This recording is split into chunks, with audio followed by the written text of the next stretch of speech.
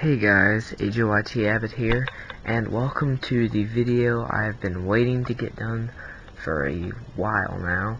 Not a long while, but since the beginning of the new year. This is the ranking of every single movie I watched in 2020.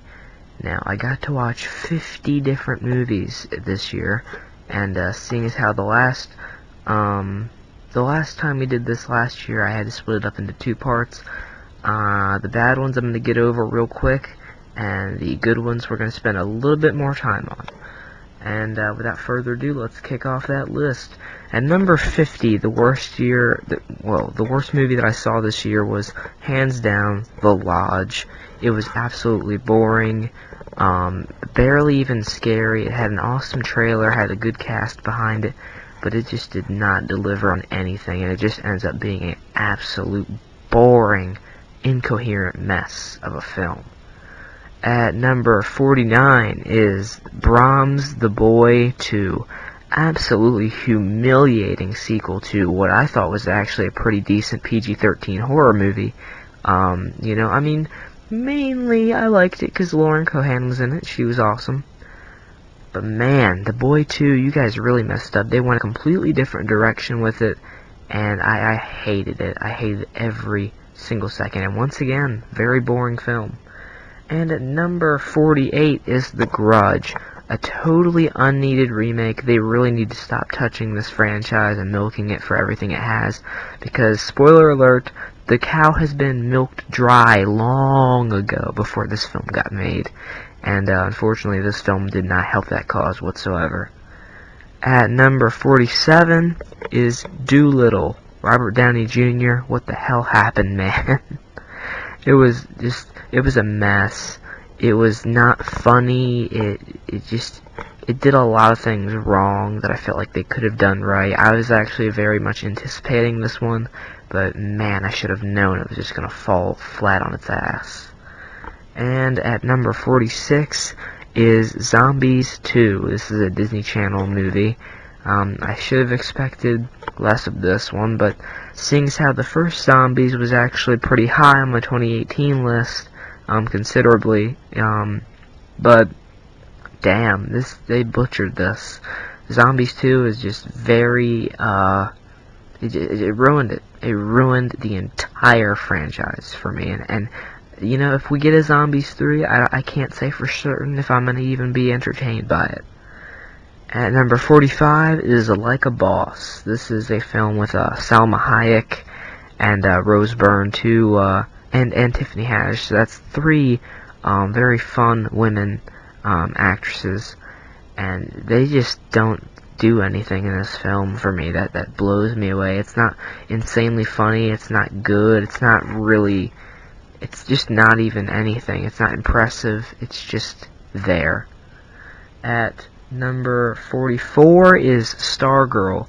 This is ironic because Stargirl was my number one most viewed video of 2020, and it was one of my least favorites of the year. Mainly because I went into it thinking it was going to be something else when I watched the trailer, and then it ended up not being that. But then my expectations were very thrown off. But then I watched it, and I just didn't get much out of it. It's not my kind of movie, but I'm still glad I gave it a chance. But better luck next time. At number 43 is Gretel Hansel. This was a film with Sophia Lillis, of course, of It Chapter 2, Nancy Drew, a few other things that she's done. I forget the Netflix show that she was in, but she was great in that. But man, Gretel and Hansel, they took an idea that was very cool to begin with, and they went a very weird direction with it. And by the way, this video is going to contain some spoilers for some of the films I go over, but Gretel and Hansel ends with Gretel becoming a witch, pretty much. So if that doesn't throw you off guard, I don't know what will. At number 42 is Fantasy Island. Man, even with Michael Pena at the helm of this, and some actors that I thought were actually doing a decent job, it just doesn't serve it doesn't serve as a good horror movie. It's from Blumhouse.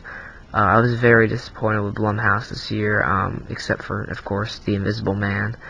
But, man, this was a massive, massive fail on their part. It was just not fun. The writing was all over the place, and you had such a great concept, but it was just not carried out in the best way. And at number 41 is Mulan. You guys have seen the Media Dumpster episode. If not, I'll link it down in the description.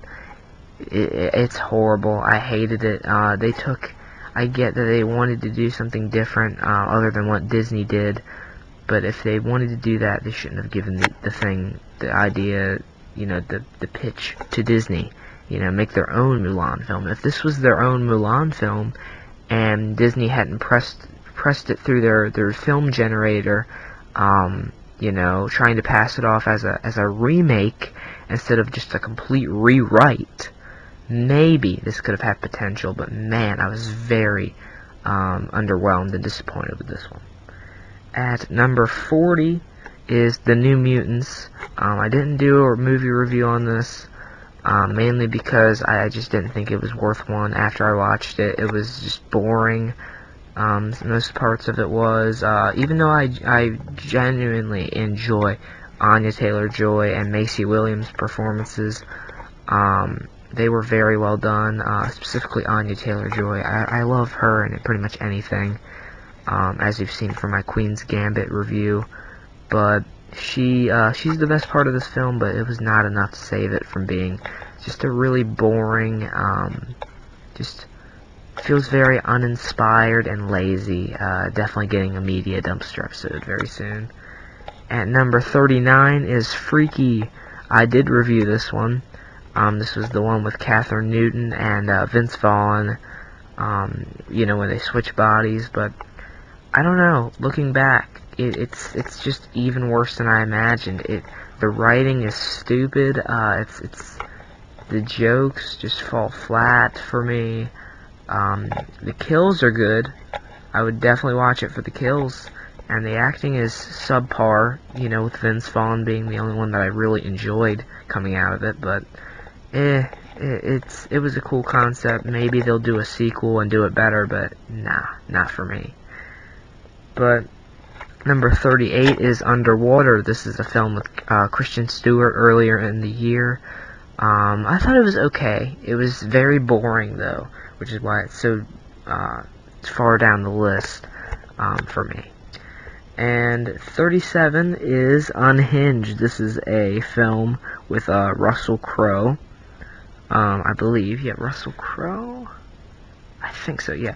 It's basically this man that's going crazy. He goes after this woman and her child. But I don't know. I wasn't into it.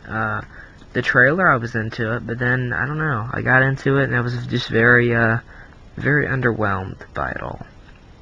At number 36 is Antebellum. This was a film that I was going to review, and I was probably going to give it like a 10 out of 10 or a 9, but I rewatched it twice, actually, and it just is very, very messy now that I rewatch it. That's my problem with reviewing some films, is that I don't give it enough time to marinate in my head. But yeah, looking back, this film is just very messy. The plot is very very holy, of course. The twist at the end, is still good. And the acting, with Janelle Monáe is still good. I still very much enjoy her, but I don't know, something about this one, it very much threw me off at the second rewatch and the third. At number 35 is one that's probably in a lot of people's top 10s, The Gentleman. Maybe it's because I've never seen a Guy Ritchie film, or I don't know. I wasn't down with this one. It wasn't blowing me away. It passed the time. Really was all this one did for me. I wasn't engaged at all, to be honest, but I don't know. It could, like I said, it could just be because I'm not familiar with Guy Ritchie's film style, but nah, this one just wasn't for me. At number 34 is The Turning. I saw this one in theaters, which is why it hit the hardest. because I saw this in theaters for my birthday, you know, and I was like, man, this should be good.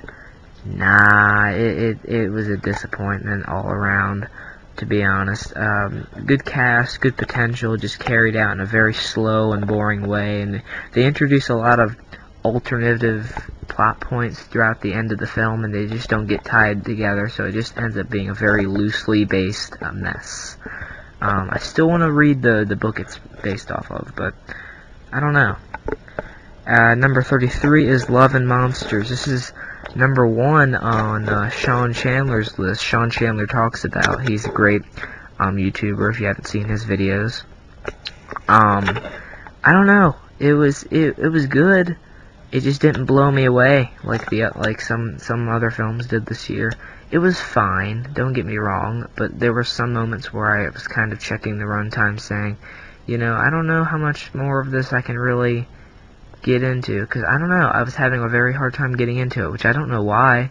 I enjoyed the trailer for this film. It's very it's like a Zombieland-esque type thing, only in like a monster world. I felt like that was the vibe it was giving off, but I don't know, I didn't find myself incredibly thrilled in the watch of this one. At number 32 is First Cow. This is not a bad film by any standard. It just has the shortcomings of being very slow.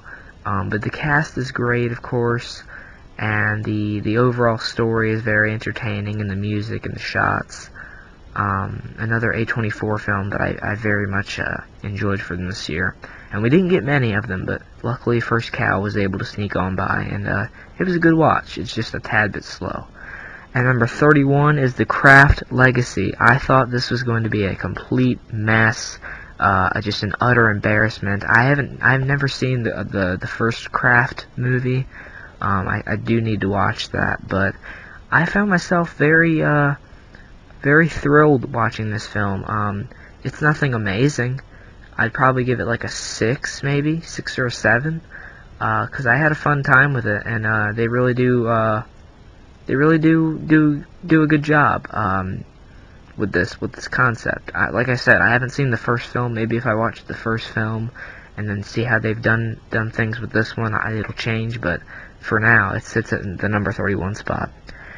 At number 30 is Greenland. This is another film actually, that kind of snuck by me this year, but it was still good.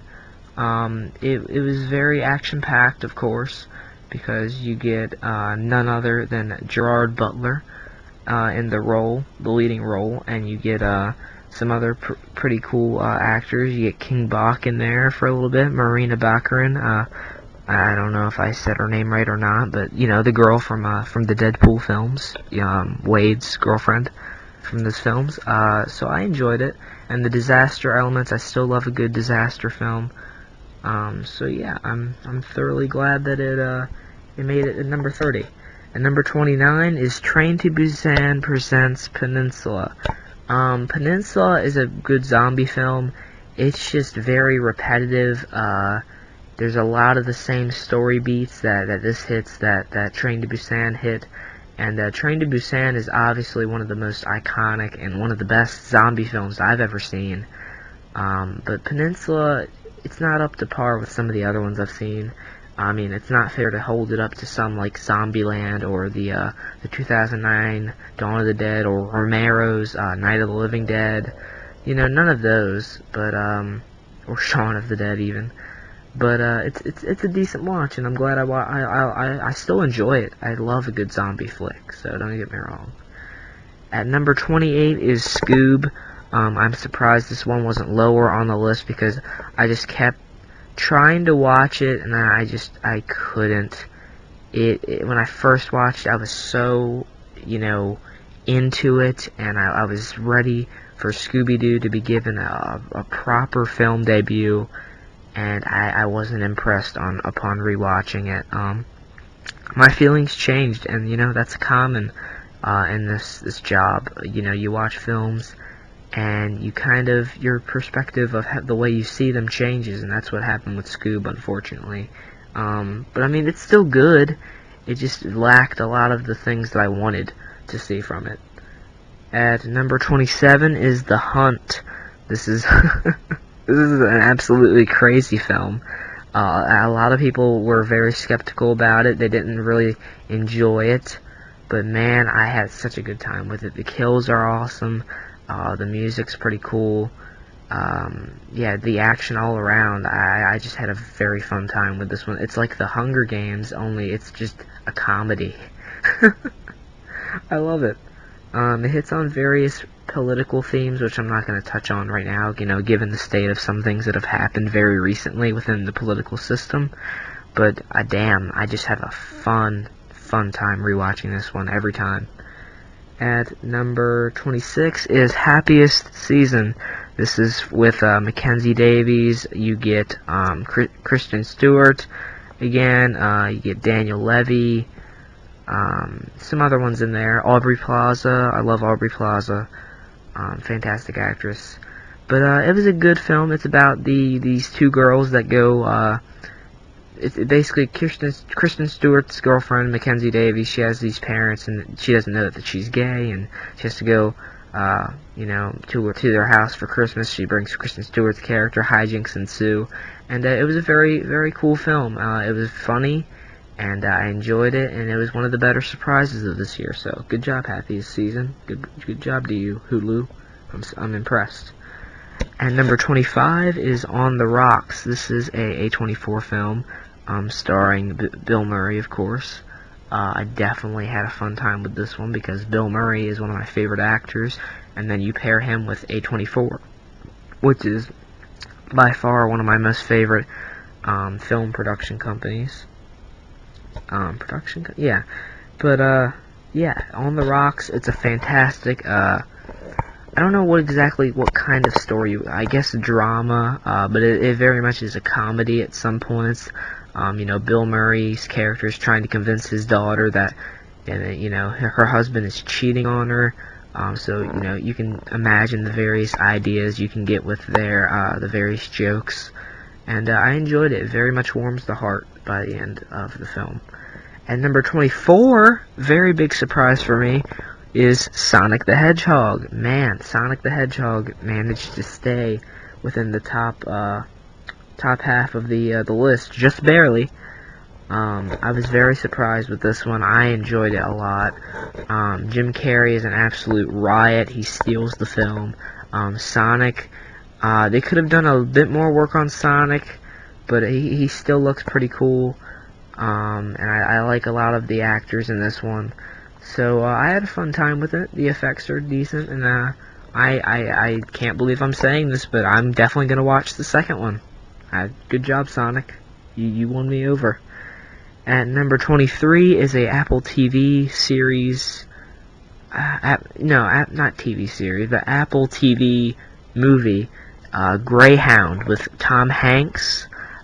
This is him as this captain, and they have to basically survive without air cover, because the airplanes they stop offering them protection for a bit, and they have to take the reins of their own. And Tom Hanks is this brand new captain that's come on this ship. So it's I mean, when I first watched the trailer, I was getting a lot of Captain Phillips vibes, but by the end you really get this kind of like a mix of Captain Phillips and kind of some Forrest Gump vibes there, because this is a man that looks at his life like a war.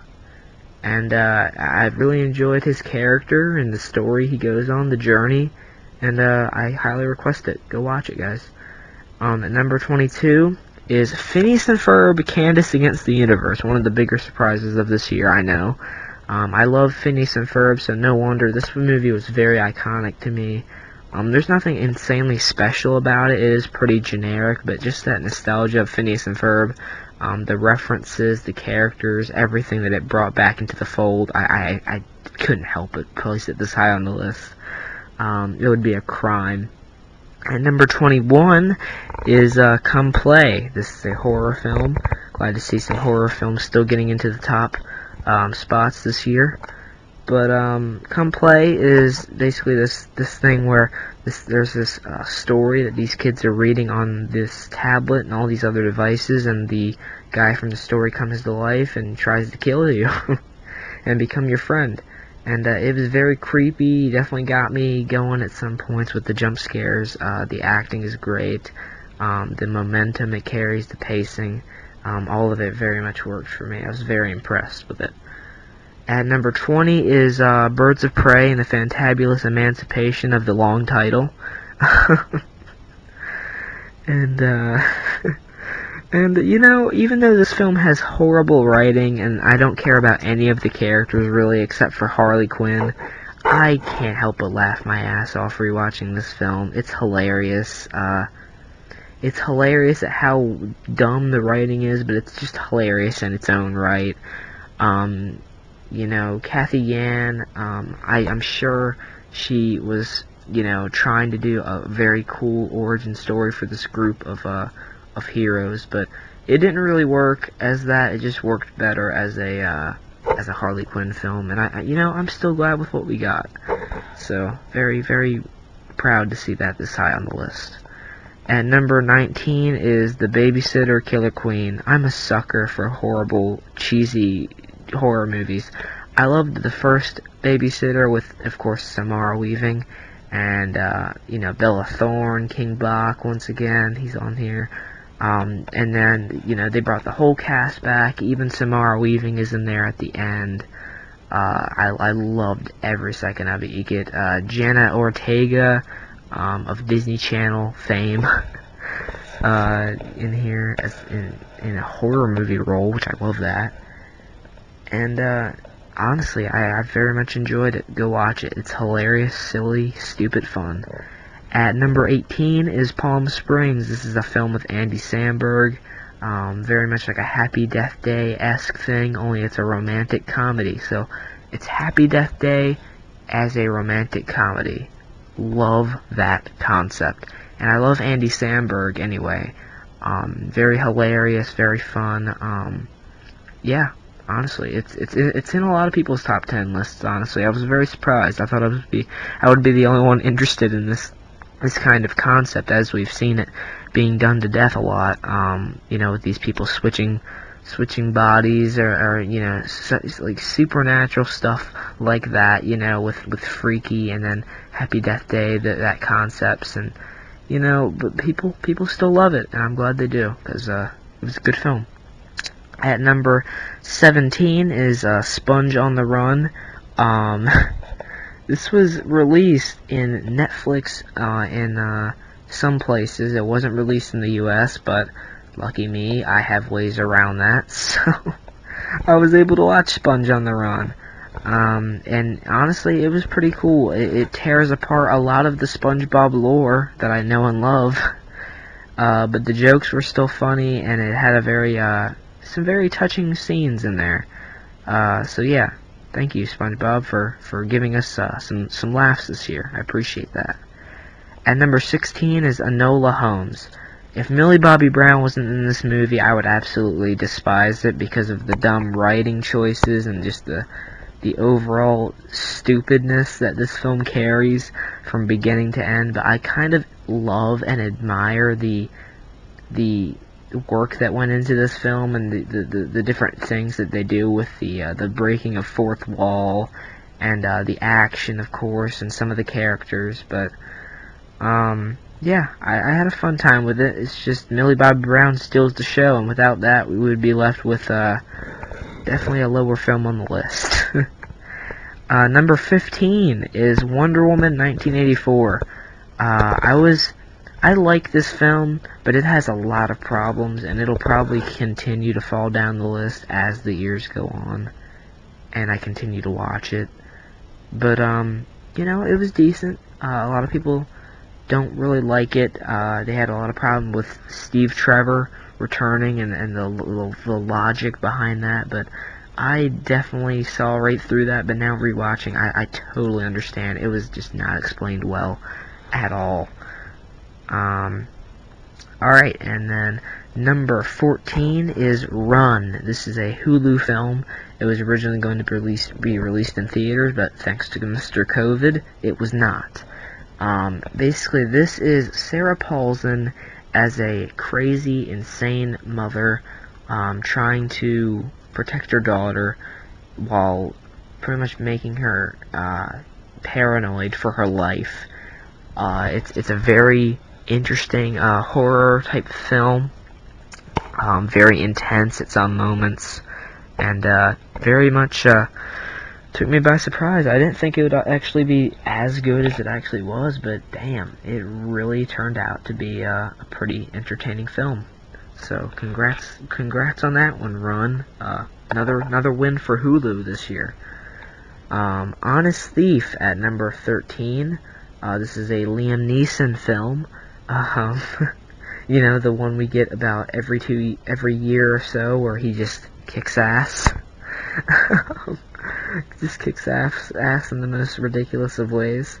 Honest Thief. Liam Neeson is playing a bank robber that wants to retire and turn himself in to the police, but the police take the money that he's been owing, that he stole over the years, and he has to get it back and turn himself in. It's a very cool story.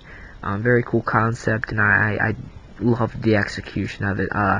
It's very cheesy at some moments, but I love Liam Neeson.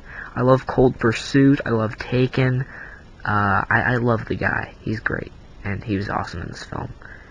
At number 12 is The Way Back. A very big surprise for me this year that it's this high on the list.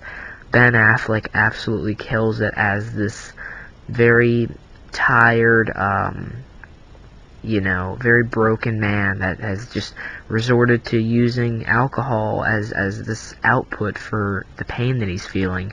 And a lot of people can connect with this that have had problems with alcohol. Man, but The Way Back is just a fantastic film, and I can't wait to rewatch it. I really need to get it on Blu-ray to rewatch it, because it's a blast rewatching the journey and the amount of heart that's in this one. At number 11 is Bloodshot. A lot of people are gonna give me crap for that, but I loved Bloodshot, man. It is insanely stupid. It's insanely dumb. The CGI is horrible. It uses so many hero tropes that you would go insane. But there is just so much stuff that I love out of comic book movies, where even Thor the Dark World, where it was very boring at times and the fights were lackluster, I still love seeing Chris Hemsworth swing that hammer around. I still enjoy every second of that film. It's just the weakest one. And that's kind of the case for Bloodshot. It's a very weak comic book film. It's very boring at some moments, but I still find very redeeming qualities in it that make me love it. And I'm probably the only one that feels that way, but damn, I love it. It might be part of the reason why is because I saw it in theaters before everything shut down, so I had that kind of connection with it. But I don't know. I have a very strong feeling for that movie. And breaking into the top 10 is number 10, The Invisible Man. Blumhouse, you've done it again. Man, absolutely killed it with this one. Elizabeth Moss delivers a fantastic performance as this terrified woman that's just trying to prove that what she's saying is correct, that her man has become invisible. Blumhouse just made it insanely creepy. The director, why am I giving Blumhouse all the credit? Leigh Whannell, the director, bravo.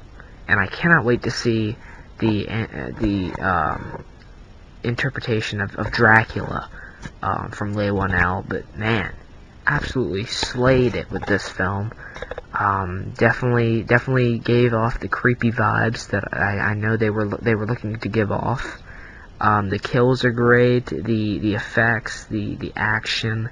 It can be slow at some moments, but damn, it's an enjoyable horror film, and very, very emotional as well. I enjoy that in my horror films. And at number 9 is the Postcard Killings. You guys probably don't know what this is, but this is a Jeffrey Dean Morgan film about mystery and this very cold-blooded killers leaving behind postcards after their murders. And, you know, a lot of people might think, man, this over The Invisible Man? Yes. It is a very thrilling murder mystery, of course, you know, with multiple murders inside of it. Jeffrey Dean Morgan does a fantastic job in the role, and I thoroughly enjoyed that one. Very good job. At number 8 is The Five Bloods from Spike Lee. This was one of Chadwick Boseman's last films. I think his last film was Ma Rainey's Black Bottom, and I'm going to watch that along with We Can Be Heroes, because We Can Be Heroes is this week's media dumpster episode. I hope you guys enjoy that. But I'm gonna watch some of those films. But anyway, this was one of Chadwick's last films. But The Five Bloods is a very emotional trip about these guys that are going back to the place where they fought and where they lost Chadwick Boseman's character, to recover some gold and just relive memories and try and face their pasts. It's very very heartwarming, and I love every single one of the actors in this. The cast was incredible, the music was great, the direction of it, Spike Lee, bravo to you, man. And I hope this one definitely goes up for a few Oscars in this Oscar season, because it deserves them. At number 7 is Soul. I just recently did my movie review for this. Go check that out. Man, it's a great Pixar film. It ranks up there very high. It's at least top 5 Pixar films for me, but you guys will see that when I do my ranking of all the Pixar films. That is coming soon. But yeah, Soul absolutely blew me away. It's very emotional. Had me tearing up near the end, because you get very attached to these characters. The music is fantastic. The animation is just mwah, beautiful. And the message overall is just so beautiful and breathtaking. It's a film of many descriptions. It's beautiful, breathtaking, just eye-catching, everything. At number 6 is Bill and Ted Face the Music. Even though, you know, some of the decisions in this film are kind of weird and some of it is sloppy, I love Bill and Ted. Bill and Ted is one of my all-time favorite franchises. One of my favorite films. You know, from the 80s or 70s or 80s. I don't know. But I love it. I still love every second of these films, and Bill and Ted Face the Music are no exception to that. It's hilarious. Alex Winters and Keanu Reeves completely sold on your performances. Samara Weaving was fantastic, and of course, the girl that played the other daughter was great. I'm so sorry, I can't remember her name. You know, we got the girl that voices Louise from Bob's Burgers in there. Some other great moments, I mean, one thing that definitely sums up how excellent that movie is just, Mozart and Jimi Hendrix having a musical battle. That's insane. I love it. At number 5, breaking into the top 5, is Bad Boys for Life. Bad Boys, Bad Boys. Will Smith, Martin Lawrence, I love both of you guys. Bad Boys is one of the best action franchises I know out there, and I always thought Bad Boys would be the best one out of the franchise. Bad Boys for Life blows them out the water. Absolutely is the best of the 3 films. It's action-packed, it's emotional, it's hilarious. Just everything about it hits on different levels. Especially for people that have seen and are dedicated to this franchise, it'll hit hard, and I love it. I still love watching it. At number 4 is Impractical Jokers the movie. Yes, my boys, the Impractical Jokers. I'm very biased when it comes to the Impractical Jokers because I've just known of them for so long. I've watched their show since like pretty much season 2, I believe. I was watching it. So that was like a very young age. And I just have such a strong connection with these guys, and I hope I get to meet them one day. I pray I hope to do. But their movie is fantastic. It's hilarious. And I'm probably the only one that would ever have it on their ranking list, or at least for their top 10. But damn, I absolutely love this film, and I own it on DVD and Blu-ray. That's how much I love it. I don't think I have that for any other film. So that just goes to show you my love for that. So, at number 3, breaking into the top 3, getting very close to that number 1, is The Devil All the Time, a Netflix film. Netflix and Hulu, man, are really kicking ass this year. But The Devil All the Time is fantastic. Tom Holland, Robert Pattinson. Of course, you get Sebastian Stan for a little bit in there. You get Bill Skarsgård for a bit. I'm trying to think of some other ones. Let me try and pull up the cast here real quick. Because there's just so many memorable names in that. Oh my gosh, Harry Melling. You get Haley Bennett. Chris Evans. Wait, Chris Evans? I don't even remember Chris Evans in that movie. I don't even know. Jason Clarke. That's what I'm thinking of. Jason Clarke. He was great in that film, especially. But Tom Holland and Robert Pattinson steal the show in this one. I still love it. It's very dark. It's a film where I actually had to step away for a bit and question whether I wanted to finish it or not, which has never happened for a film. I will say that right now. So The Devil All the Time, bravo to you once again, because you broke me. You broke me. You would think after watching so many weird films, after watching The Lighthouse and Midsummer, The Witch, I would be numb to these weird movies and just these very dark scenarios and depressing things happening, but man, it broke me, absolutely. But I love it. Go watch it. At number 2, I want to clarify before we go into number 2, this was considered 2019 by a lot of people. It was on the 2019 Oscars season list. And but the wide release was technically within 2020, so I consider it a 2020 film. 1917. 1917. Incredible film. Honestly, if it had been on the 2019 list, it probably would have been in the top 10, maybe even top 5 for me, because I adore this film. It's action-packed. The story is very, very broad. There's not a whole lot of things you can do with it, but it finds a way to really get you caring about these characters and their mission. The music, I love it. I love the music. The score for that, especially when Schofield is running across the field. That shot, the iconic shot from the trailer. Very iconic shots in this one. The cinematography, Roger Deakins on this was fantastic. No wonder the Oscars, recognized him for that one. And just overall, fantastic film. The cinematography, once again, hands down one of my most favorite things about the film. And the acting, of course. We get Benedict Cumberbatch in a smaller role in that film. I love seeing him in that, even though he's in it for like 2 to 3 minutes. It's great.